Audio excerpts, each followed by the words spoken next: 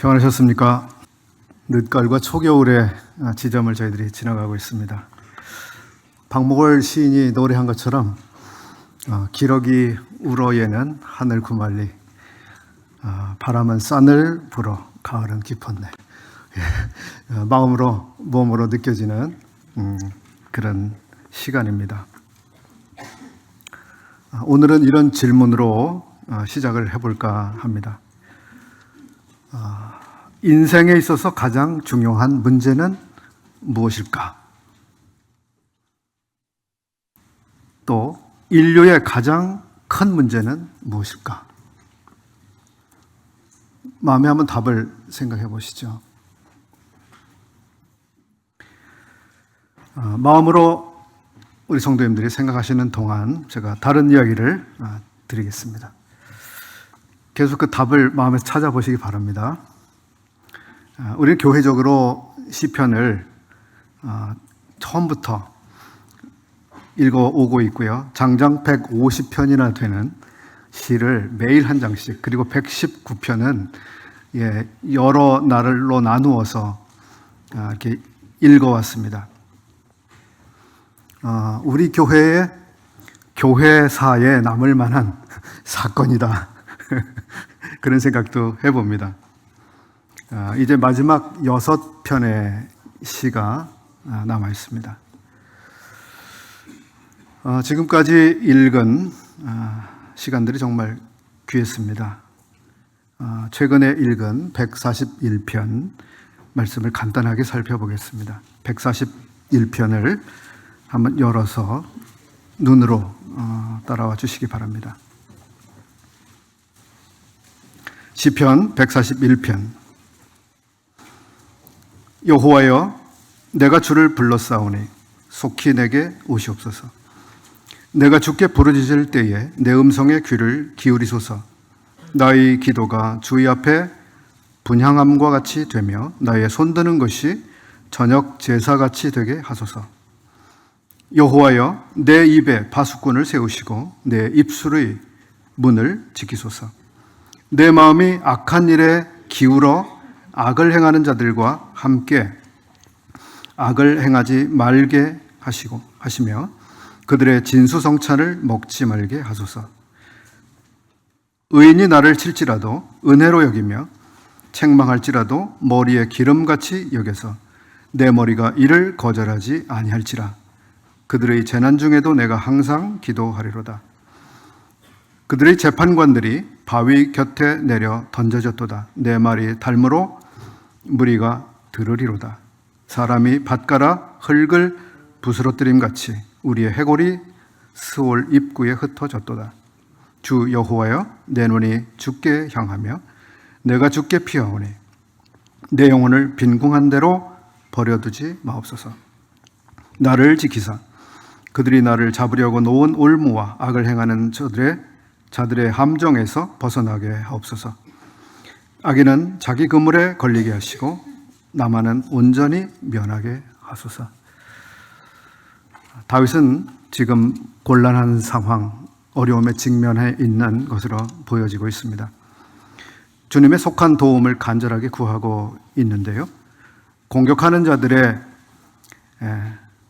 적들이 그를 위협하고 있고 또 부당한 재판에 의해 고소를 당해서 자기를 변호해야 하는 상황에 있는 것처럼 보입니다. 이런 상황에서 다윗은 재판에서 이기려는 생각에 이끌려서 거짓 증언이나 잘못된 말을 하지는 않을까 자신을 조심하고 있습니다. 3절과 4절에서 보이는 것처럼 그는 자기의 입이 부정해지거나 거짓된 말에 사용되지 않기를 힘쓰고 있습니다. 악에 동조해서 안락을 추구하려는 이기심이나 욕심에 자기를 내주는 희생물이 되지 않도록 자기를 지키려고 하는 자세가 보이는 것입니다. 대략 분위기는 이런 것으로 보이는데요. 이 상황이 실제 다윗의 삶에 어느 사건과 구체적인 연관을 짓는 것인지 모르겠으나 아마도 이런 생각을 하게 되는 어떤 그런 상황이 그의 삶 가운데 있었을 것 같습니다. 그런 상황에서 다윗은 진실하고 또 하나님을 간절히 바라고 의지하는 마음을 여기 표현하고 있습니다. 제가 다윗의 이 시편 141편을 읽으면서 마음에 묻고 또 자답해 보았습니다. 다윗은 이스라엘의 통치자 왕이 아니었는가? 그는 권세를 부릴 수 있는 위치에 있지 않았는가? 그는 이미 소유한 재물들과 값진 궁전과 엄청난 땅과 이미 획득한 신하들과 군사들, 이미 소유한 권력, 그리고 엄청난 지위.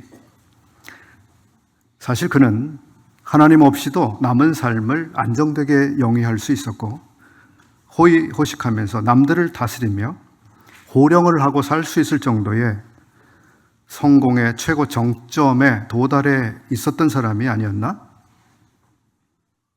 그럼에도 불구하고 그는 왜 계속 주 여호와 자기 하나님께 모든 것을 상의하고 여쭙고 맡기고 의지하는 삶을 소중히 여기고 있을까? 왜 그럴까요? 이스라엘과 유다의 역사를 우리가 생각해 보면 금방 알 수 있는데 대부분 유다의 왕들, 즉 다윗의 후손들이죠. 그 왕들을 보면 처음부터 하나님 앞에서 교만하게 살았던 왕도 있었습니다만 국왕으로서 통치를 잘해서 나라가 부강해지고 권력이 안정되면 마음이 하나님으로부터 떠나고 마음에 하나님의 자리를 서서히 밀쳐내면서 자기가 부와 힘과 권력과 영광의 최고 정점이자 그리고 고유한 자기의 소유인 것처럼 그렇게 변해간 왕들이 여러 명입니다. 북쪽 왕국이었던 이스라엘은 처음부터 아예 하나님 없는 통치 권력을 행사하고 있었습니다. 그러므로 전체 이스라엘과 유다 왕들을 모두 한번 생각해 보았을 때 다윗처럼 처음부터 그리고 마지막까지 하나님 앞에서 자기의 위치를 알고 겸손하게 하나님의 통치를 인정한 왕은 없었던 것 같습니다. 정말 특별한 왕입니다. 이런 왕은 도무지 없습니다. 오직 다윗만이 이런 특별함을 보여주고 있는데요. 그는 왕이었지만 늘 하나님을 옆에 모시고 살았고 하나님 앞에서 두려운 마음을 가지고 살았습니다.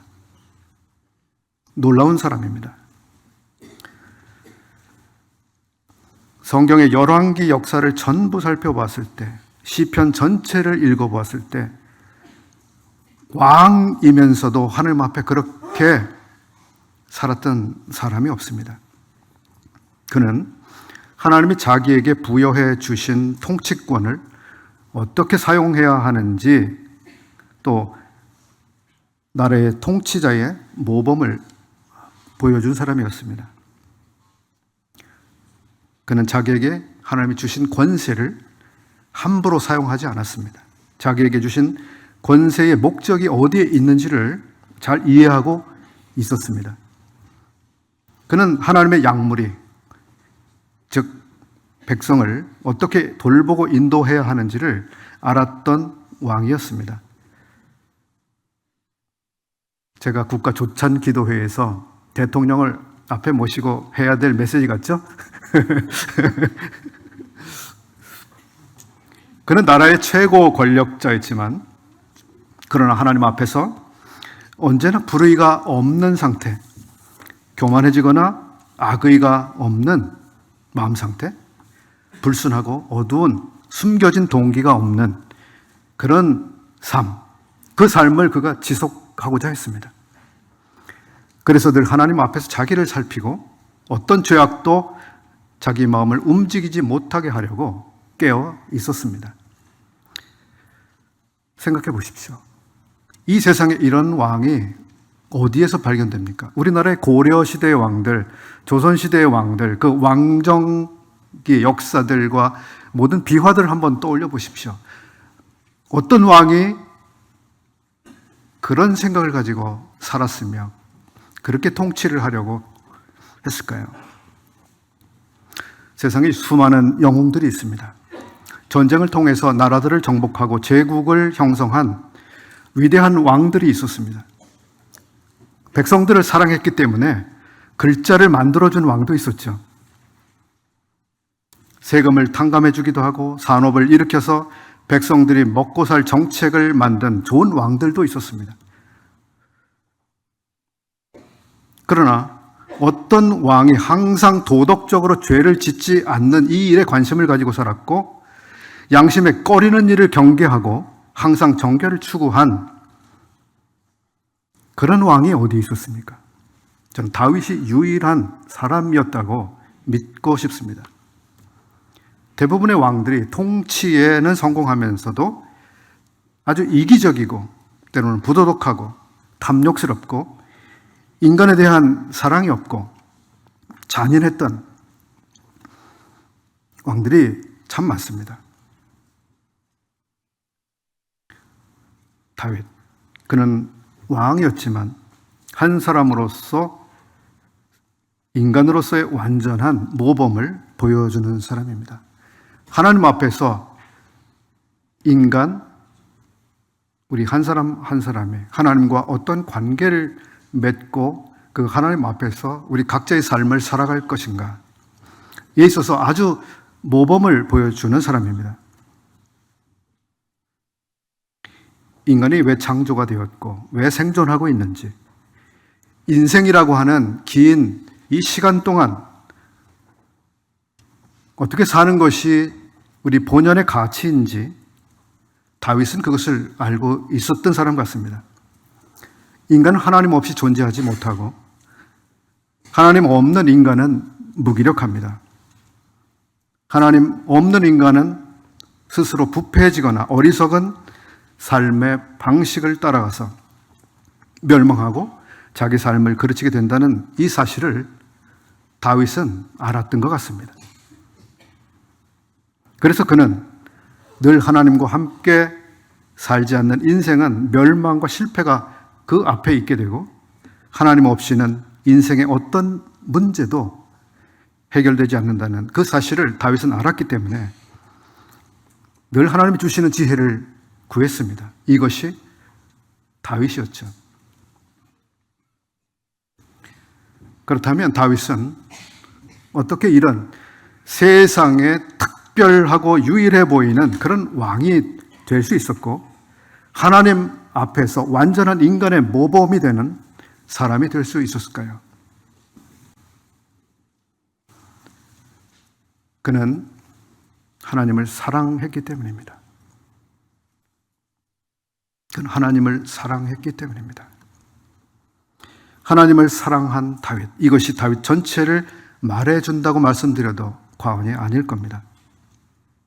이것이 다윗의 삶의 모든 것이고 결정적 요소였습니다. 다윗은 하나님을 사랑한 사람이었습니다. 이 점에서 시편에 나오는 다윗의 사랑의 고백 몇 구절을 읽어드리겠습니다. 시편 18편 1절을 나의 힘이신 여호와여, 내가 주를 사랑하나이다. 시편 26편 8절 여호와여, 내가 주께서 계신 집과 주의 영광이 머무는 곳을 사랑하오니. 시편 119편 97절 내가 주의 법을 어찌 그리 사랑하는지요, 내가 그것을 종일 작은 소리로 읊조리나이다. 시편 144편 2절 여호와는 나의 사랑이시오, 나의 요새시오, 나의 산성이시오, 나를 건지시는 이시오. 다윗은 하나님을 사랑했습니다. 그는 하나님이 계시는 그곳을 사랑했습니다. 그는 하나님이 자기에게 말씀해 주시는 그분의 말씀을 사랑했습니다.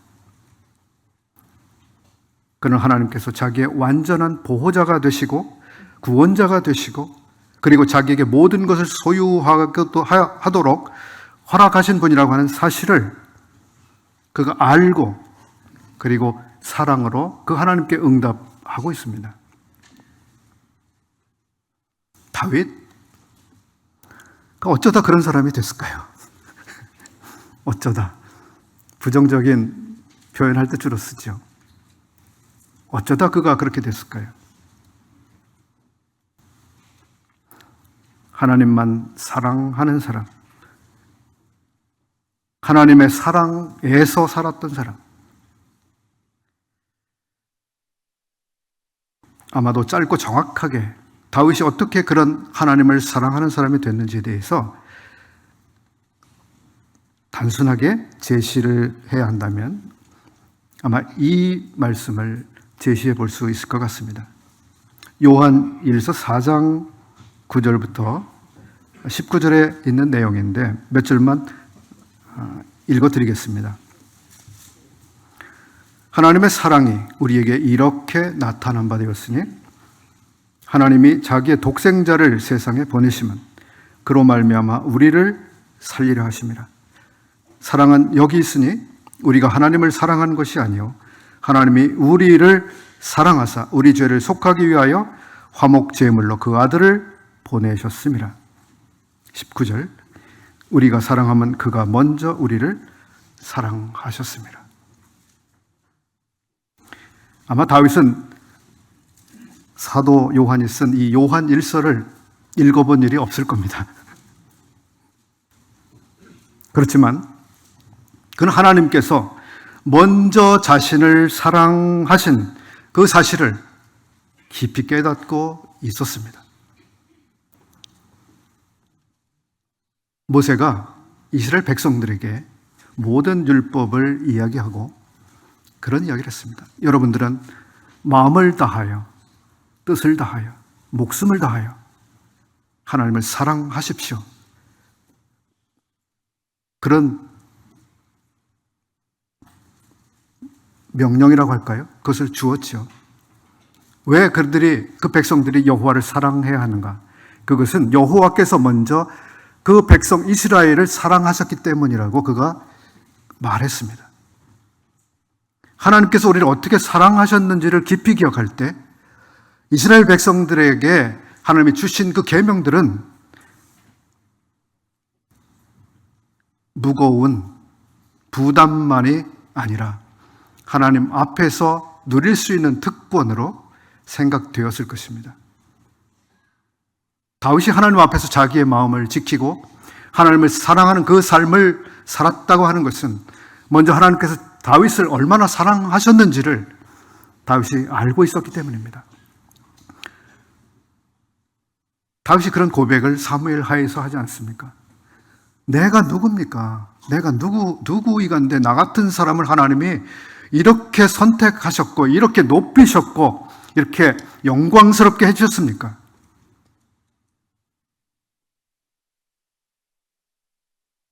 하나님이 우리를 사랑하신 그 사랑을 놓치게 될 때 하나님 앞에서 우리가 어떤 삶을 살아야 되는가에 대한 우리의 이해에 문제가 오기 시작합니다. 다시 한번 서두에 드렸던 질문을 다시 한번 생각해 보겠습니다. 인생의 가장 중요한 문제는 무엇일까요? 인류에 있는 가장 큰 문제는 무엇일까요? 답을 이제 해보실 수 있겠죠? 인생의 가장 큰 문제는 사랑의 문제이고 인류의 가장 큰 문제도 사랑의 문제입니다. 하나님의 사랑을 받아들이는 문제, 그리고 하나님의 사랑에 사랑으로 응답해드리는 문제, 이것이 전부이고 이것이 인류 최대의 문제입니다. 예수님께서 세상에 오셨을 때 발견했던 무척 중요한 인류의 결핍이 있었습니다. 주님이 어떤 결핍을 발견하셨을까요?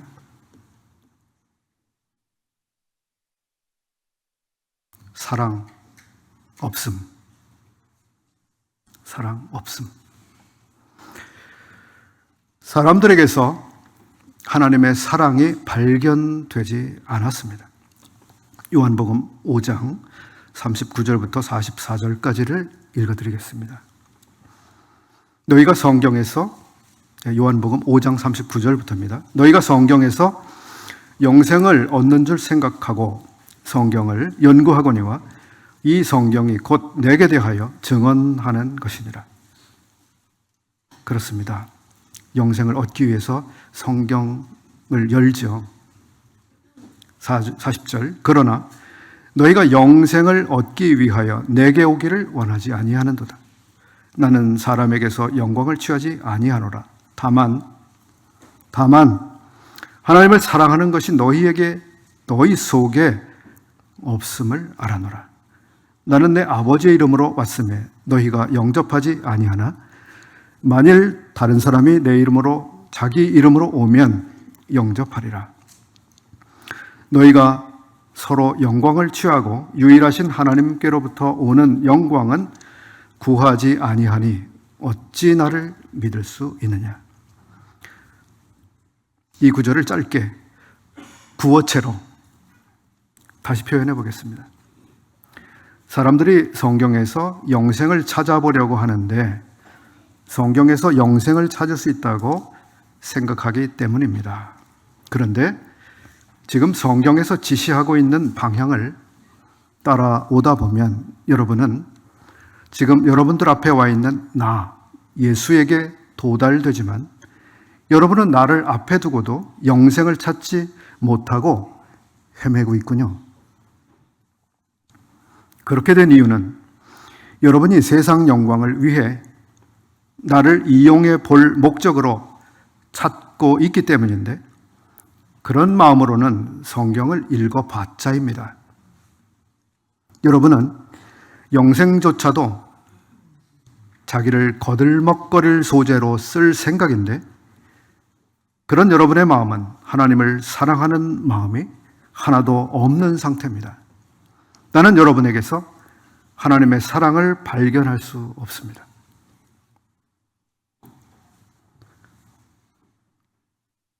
지나친 표현이었나요? 하나님을 사랑하지 않는 마음보다 더 절망적이고 나쁜 상태는 없습니다. 그런 마음은 결국 예수 그리스도를 십자가에 죽게 하였으며 그리고 자기들도 로마 군대에 의해서 무참히 짓밟혀 죽게 만들었습니다.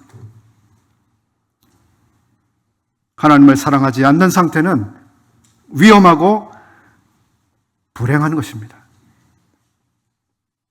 오늘 여기서 말씀을 듣는 분 가운데 아직 하나님의 사랑을 모르고 계시거나 하나님의 사랑을 받아들이지 않고 계신 분이 계시나요?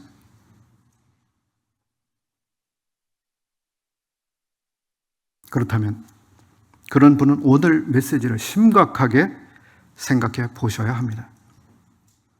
다시 말씀드리지만 하나님을 사랑하지 않는 마음보다 더 절망적이고 나쁜 상태는 없습니다.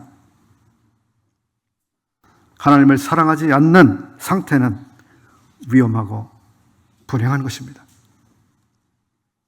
예수님께서 부활하신 다음에 베드로를 만나서 그의 마음을 확인해 보려고 하셨습니다. 요한의 아들 시몬아, 내가 이것들보다 나를 더 사랑하느냐? 주님께서 사용하신 대명사 이것은 무엇이었을까요? 이것들보다 나를 더 사랑하느냐? 이것 바다였을까요? 그물이었을까요? 고기들이었을까요? 아니면 고기잡이하는 일이었을까요? 아니면 먹고 사는 문제였을까요?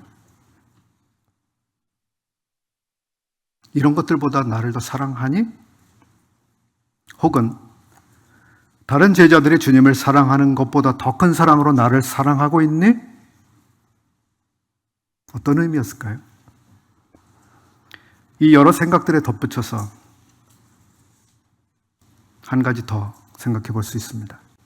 다른 제자들보다 더 충성스럽다는 것을 나타내 보이려는 그런 명예욕, 네가 가지고 있는 그 명예욕보다 나를 더 사랑하느냐?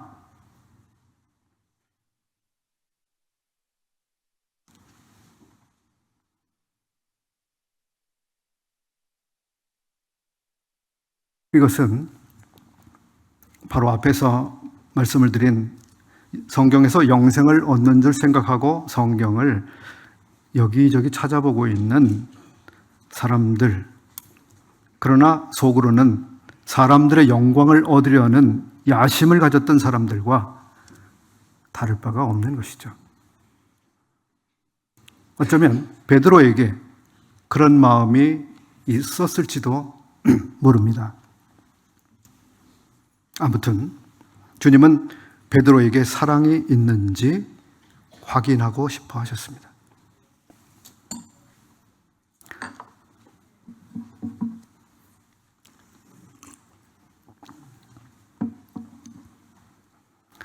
저는 그것이 다윗에게 있었던 하나님을 향한 순수하고 정결한 그 사랑이 베드로에게도 있는지 확인하기 원하셨던 게 아닐까 이런 생각을 해봅니다. 다윗에게 하나님을 향한 사랑이 있었기 때문에 하나님은 그에게 나라를 목자로 돌보는 책임을 맡기셨습니다. 사랑이 있었기 때문에. 양을 사랑하느냐의 문제가 아니라 하나님을 사랑하느냐의 문제, 그것이 본질이었습니다. 베드로에게 주님께 대한 사랑이 확인됐을 때 주님은 자기의 양들을 그에게 부탁하셨습니다. 이 역시 양들을 사랑하느냐의 문제가 아니라 주님께 대한 사랑이 자격 확인의 본질이었습니다. 주님을 사랑하느냐, 하나님을 사랑하느냐가 본질입니다. 만약에 그렇다면 그는 양들을 사랑할 수 있고 백성들을 사랑할 수 있는 사람입니다.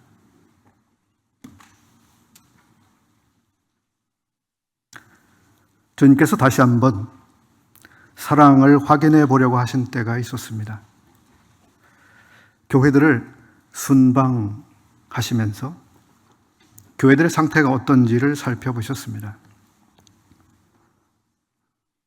그분께서 에베소 교회를 살피셨을 때 거기 놀라운 결핍을 보셨습니다. 어떤 결핍이었을까요?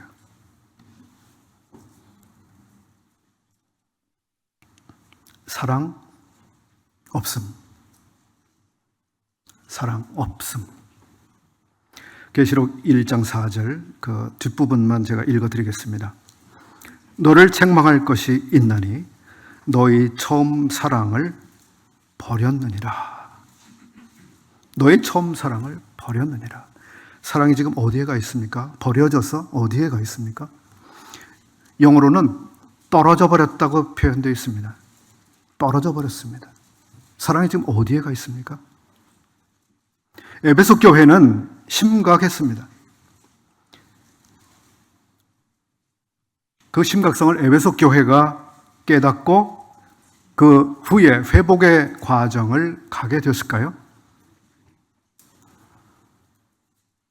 모르겠습니다. 저는 확인이 되지 않습니다. 결론적인 부분의 말씀으로 들어가겠습니다. 성도 개인에게 혹은 우리 교회 전체로서 함께 생각해 볼 부분이 있다면 주님께서 인용하는 글을 사용해 주시기 바랍니다. 제가 글을 인용해 드리려고 합니다. 근래 저는 로버트 서제너라고 하는 형제님이 쓴 책 가운데 스가랴서를 강해한 부분을 읽고 있습니다. 이 가운데 7장 부분을 해설하고 또 강해하신 분의 마음을 덧붙인 이 부분이 제 마음에 깊이 생각됩니다. 스가랴서 7장을 한번 열어서 본문을 보시면서 제 이야기를 들어주십시오. 스가랴서 7장, 찾으시기가 좀 어려우신 성경이죠. 우리 잘 찾아보지 않는 것인데 선지서 가운데서 아주 뒤쪽입니다. 맨 마지막 책이 말라기인데 바로 그 앞에 있고요. 7장입니다. 1절부터 7절까지를 눈으로 보시면 되겠습니다.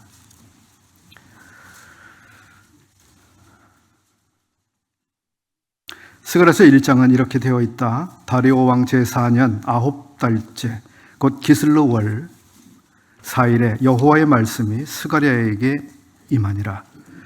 2, 3절은 이렇게 되어 있다. 그때에 베델 사람이 사레셀과 레겜멜렉과 그의 부하들을 하나님의 집으로 보내어 여호와께 은혜를 구하고 만군의 여호와의 전에 있는 제사장들과 선지자들에게 물어가로되 내가 여러 해 동안 행한 대로 5월 중에 울며 근신하리까 하고 공개 질문을 합니다.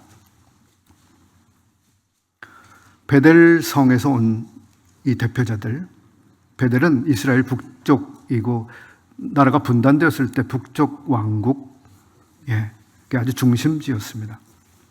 여로보암이 거기에 금송아지를 만들어 두었고 베델 성을 북쪽 10지파의 우상 숭배의 종교 수도가 되게 했습니다. 그리고 시간이 한참 흘러서 북쪽 나라가 망했고 남쪽 나라도 망했고 그리고 모든 사람들은 다 포로가 돼서 타국에 가서 살게 됐습니다. 70년이 흘러갔습니다. 참 빠르죠? 바벨론에서 귀환한 사람들 가운데 베델에 거주한 사람들이 있었습니다. 그들의 대표단이 지금 예루살렘으로 파견되어 온 것입니다. 지금 예루살렘은 성전을 재건하고 있고요. 거의 마지막 단계에 접어든 시점입니다. 이때 학개와 스가랴라고 하는 선지자가 일하고 있었습니다.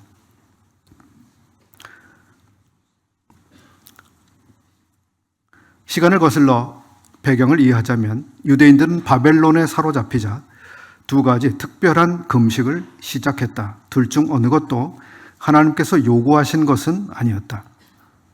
첫 번째 금식은 예루살렘과 그 성전의 무너짐을 기억하면서 이루어졌다. 5월 4일 동안 불같이 치솟아 예루살렘 성을 잿더미로 만들었다.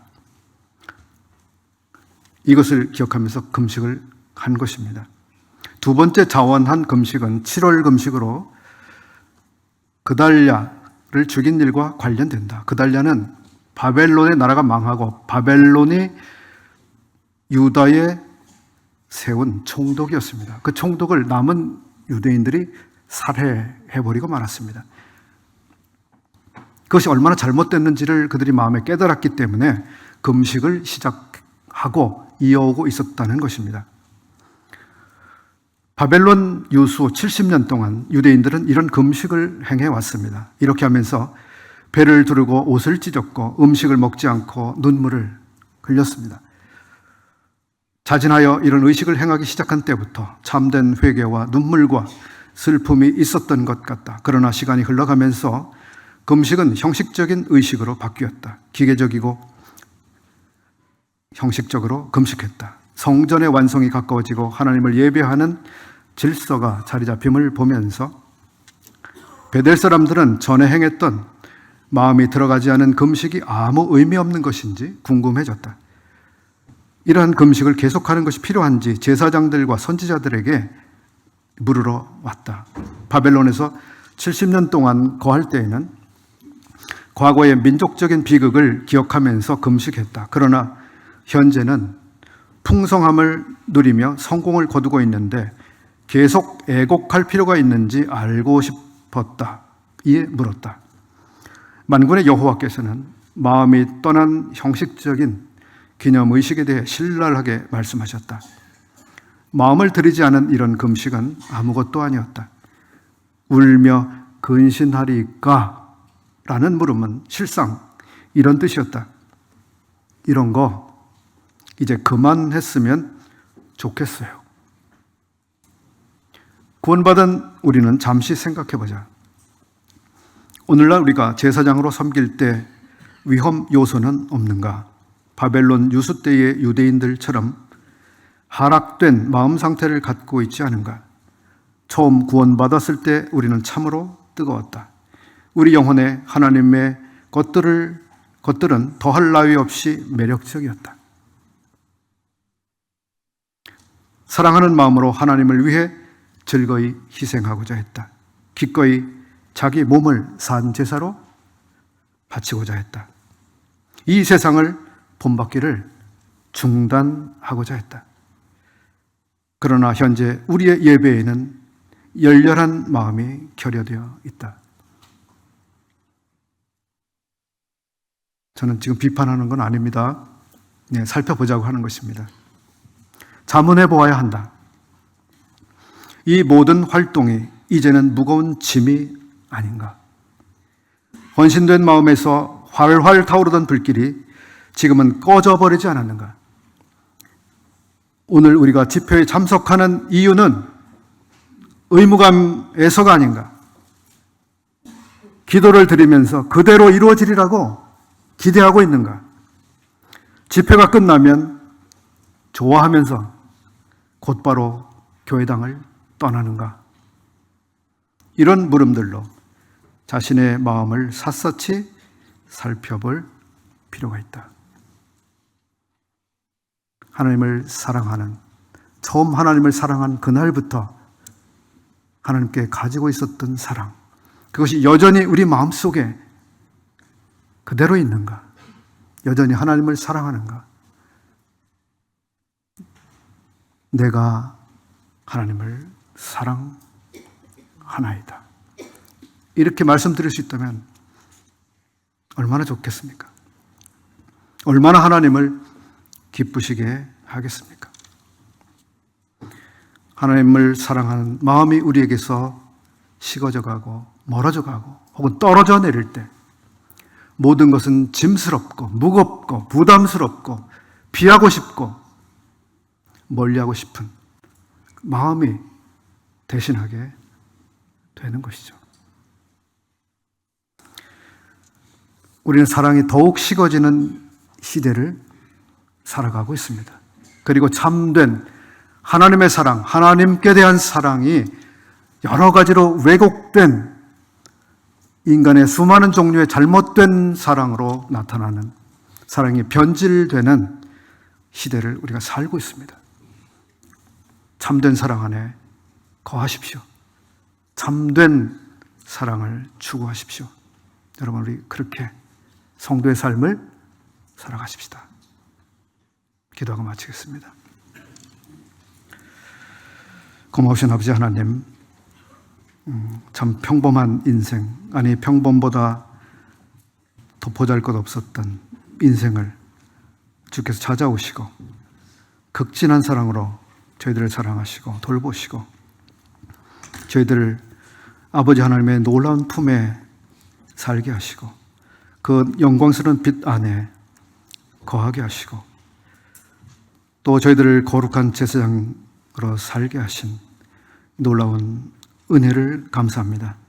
또 저희들이 아버지 하나님 앞에 거룩한 제사를 드리는 제사장일 뿐 아니라 이 세상을 향하여 왕 같은 제사장으로 아버지 하나님의 영광을 비추는 그 삶을 살도록 놀라운 부르심으로 불러주신 은혜를 감사합니다.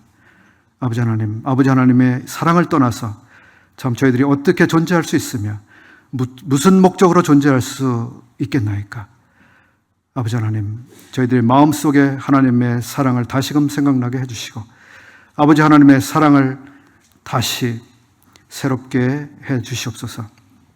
아버지 하나님, 저희들의 마음과 생각과 뜻을 아버지 하나님 앞에 아버지 하나님을 사랑하는 마음으로 다시금 이끌어 주시고 아버지 하나님을 사랑하는 옛적 주님의 놀라운 종들처럼 그렇게 저의 온 생애를 다하여 아버지 하나님을 사랑할 수 있도록 도와주시옵소서. 허락하신 것을 감사드리며 우리 주 예수님의 이름으로 기도합니다. 아멘.